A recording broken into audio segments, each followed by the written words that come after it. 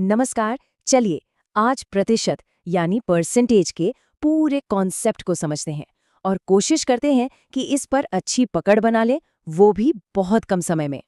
तो शुरुआत एक सवाल से करते हैं। क्या गणित में मैथ्स में मजबूत बनना है? अगर जवाब हाँ है तो समझ लीजिए कि परसेंटेज वो पहली और सबसे ज़रूरी सीढ़ी है। और ये सिर्फ एग्जाम के लिए नहीं है।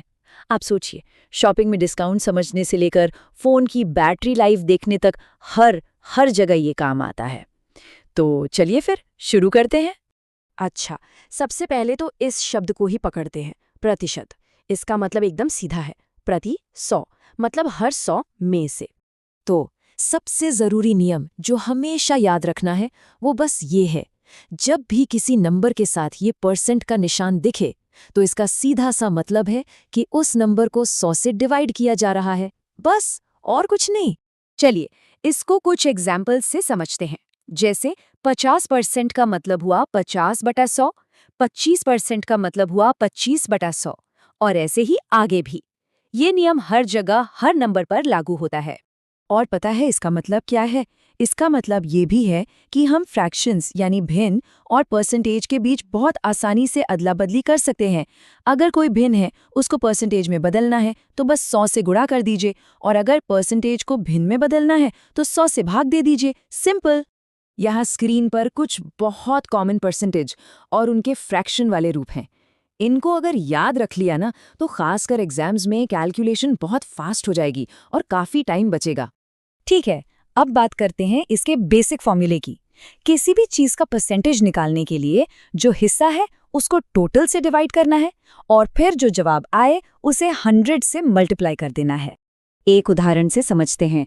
मान लीजिए पता करना है कि 5 जो है वो 20 का कितना परसेंट है। तो हम क्या करेंगे?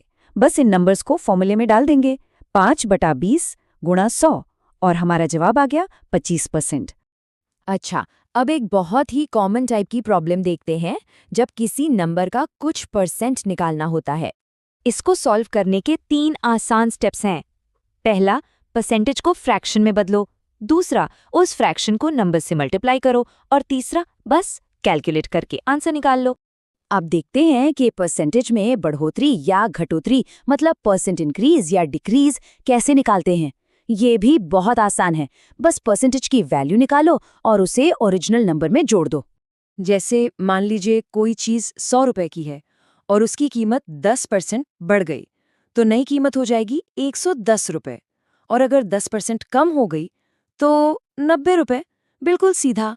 तो एक सबसे ज़रूरी बात जो ध्यान में रखनी है, एक बहुत कॉमन गलती होती है, उससे बचना है।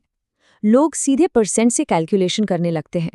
नहीं, कोई भी कैलकुलेशन करने से पहले हमेशा हमेशा परसेंट को फ्रैक्शन में बदलना है। ये सबसे ज़रूरी स्टेप है। तो चलिए, जो कुछ भी सीखा है उसे पक्का करने के लिए एक छोटा सा प्रैक्टिस राउंड हो जाए। पहला सवाल, 200 का 25% कितना होगा? सोचिए जरा। चाहे तो यहाँ रुककर सॉल्व करने की कोशिश भी कर सकते हैं। ठीक है, इसका सही जवाब है 50। अगला सवाल है 500 का 10%। फिर से आराम से अपना टाइम लीजिए। आ गया जवाब। इसका जवाब भी 50 ही है। और ये रहा आखिरी प्रैक्टिस सवाल, 80 का 50% कितना होता है?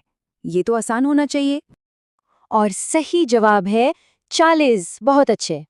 शानदार। तो अब परसेंटेज के जो बेसिक कॉन्सेप्ट्स हैं वो क्लियर हो गए हैं। अब जब ये एक मजबूत टूल हाथ लग गया है तो सोचिए आगे मैथ्स की किस दुनिया को एक्सप्लोर करना चाहेंगे।